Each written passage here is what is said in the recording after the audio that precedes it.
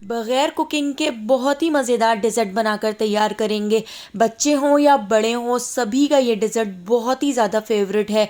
तो एक बार इस रेसिपी को ज़रूर ट्राई कीजिएगा, जो 10 मिनट में बनकर तैयार हो जाता है। और बगैर चूल्हा जलाए आप इस डिज़र्ट को बहुत ही आसानी से बनाकर तैयार कर सकते हैं। तो चलिए इसकी रेसिपी को देख लेते हैं। इस मज़ेदार से डिज़र्ट को बनाने के लिए मैंने यहाँ पर 2 ब्रेड के स्लाइस ले लिए हैं। मैंने यहाँ पर मीठी वाली डबल रोटी ली है और इसको मैं इस तरह से तोड़ लेती हूँ।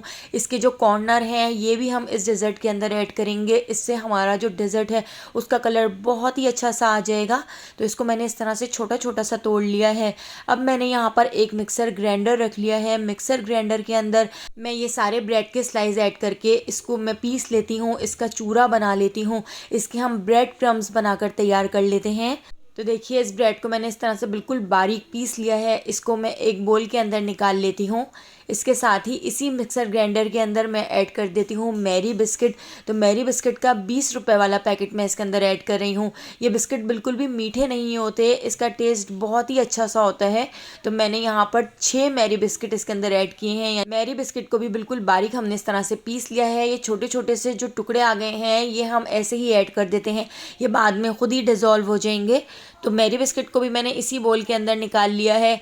इसके साथ ही अब मैं इसके अंदर ऐड कर देती हूँ गरम गरम दूध। अभी फ़िलहाल मैं इसके अंदर 1 कप दूध ऐड कर रही हूँ। अगर हमें बाद में ये थोड़ा सा थिक लगेगा तो हम इसमें और दूध ऐड कर लेंगे। इसके साथ ही अब मैं इसके अंदर ऐड कर देती हूँ कंडेंस मिल्क।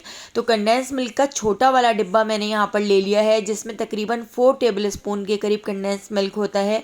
तो वो मैंने इसके अंदर ऐड कर दिया है। अगर आपके पास कंडेंस मिल्क ना हो तो इसकी जगह आप इसके अंदर चीनी भी ऐड कर सकते हैं, लेकिन कंडेंस मिल्क का जो फ्लेवर होता है वो इसके अंदर बहुत ही अच्छा लगता है। अगर कंडेंस मिल्क ना हो तो आप इसके अंदर मिल्क पाउडर भी ऐड कर सकते हैं।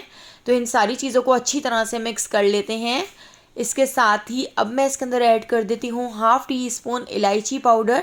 तो अभी ये मिक्सचर मुझे थोड़ा सा थिक लग रहा है तो मैं आधा कप दूध इसके अंदर और ऐड कर रही हूँ और इन सारी चीज़ों को अच्छी तरह से मिक्स कर लेते हैं। मुझे इसके अंदर इलायची का फ्लेवर बहुत अच्छा लगता है, इसलिए मैंने इलायची पाउडर ऐड किया है। अगर आप इलायची पाउडर ऐड नहीं करना चाहते तो इसकी जगह आप वेनिला एसेंस भी ऐड कर सकते हैं। अब इस पूरे मिक्सचर को हम ब्लेंड कर लेंगे। तो अगर आपके पास ब्लेंडर जग हो तो आप ब्लेंडर जग के अंदर डालकर इसको इस तरह से पीस लें।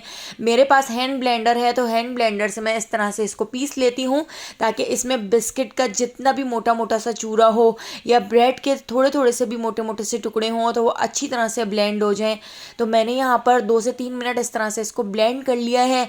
आप ब्लेंडर जग के अंदर डालकर इस मिक्सचर को अच्छी तरह से ब्लेंड कर सकते हैं। तो देखिए हमारा यहाँ पर मिक्सचर बिल्कुल रेडी हो चुका है। इसका टेस्ट बहुत ही मज़ेदार है। इसको अच्छी तरह से ब्लेंड करने के बाद देखिए कितना स्मूथ सा हमारा मिक्सचर रेडी है। अब मैंने यहाँ पर एक प्लास्टिक का इस तरह से मोल्ड ले लिया है, तो इसके अंदर हम इसको अच्छी तरह से सेट कर लेंगे। अगर आपके पास और किसी तरह का कोई मोल्ड हो तो उसके अंदर भी आप इसको सेट कर सकते हैं। तो इसके अंदर मैंने थोड़े से कटे हुए बादाम और पिस्ते ऐड कर दिए हैं। इसके साथ ही मेरे पास यहाँ पर चॉकलेट स्प्रिंकल्स हैं, तो मैं चॉकलेट स्प्रिंकल्स भी इसके अंदर ऐड कर देती हूँ। बहुत ही मज़ेदार सा फ्लेवर आता है और दिखने में बहुत ही ज़बरदस्त सा डिज़र्ट लगता है। तो अच्छी तरह से भरकर मैंने इसके अंदर चॉकलेट स्प्रिंकल्स ऐड कर दिए हैं। अब जो हमने ये मिक्सचर बनाकर तैयार किया था ये हम इसके ऊपर डाल देते हैं। अच्छी तरह से बोल को साफ़ कर लेंगे ताकि हमारा जो मिक्सचर है वो ज़ाया ना हो। अब हम इसके ऊपर लगा देते हैं एक फॉइल पेपर। आप किसी कवर से इसको बिल्कुल सील पैक कर सकते हैं। तो मैंने फॉइल पेपर लगाकर इसको अच्छी तरह से सील पैक कर दिया है ताकि इसमें क्रिस्टल ना जमे।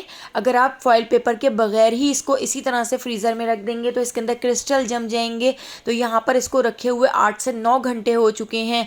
ये बिल्कुल अच्छी तरह से जम चुका है, ठंडा हो चुका है। बहुत ही चिल्ड और बहुत ही मज़ेदार सा डिज़र्ट बनता है। आप इसको रबड़ी कुल्फ़ा आइसक्रीम भी कह सकते हैं। तो देखिए मैंने इसको इस तरह से कट कर लिया है। तो देखिए कितना मज़ेदार हमारा यहाँ पर रबड़ी कुल्फ़ा डिज़र्ट या कुल्फ़ा आइसक्रीम आप इसको कह सकते हैं। इसका टेस्ट बिल्कुल रबड़ी जैसा है और इसके ऊपर जो हमने चॉकलेट ऐड की है उससे बहुत ही मज़ेदार सा इसका टेस्ट हो गया है। तो अगर रेसिपी पसंद आई हो तो लाइक, शेयर और सब्सक्राइब कर दीजिएगा। आने वाली वीडियो तक अल्लाह हाफ़िज़।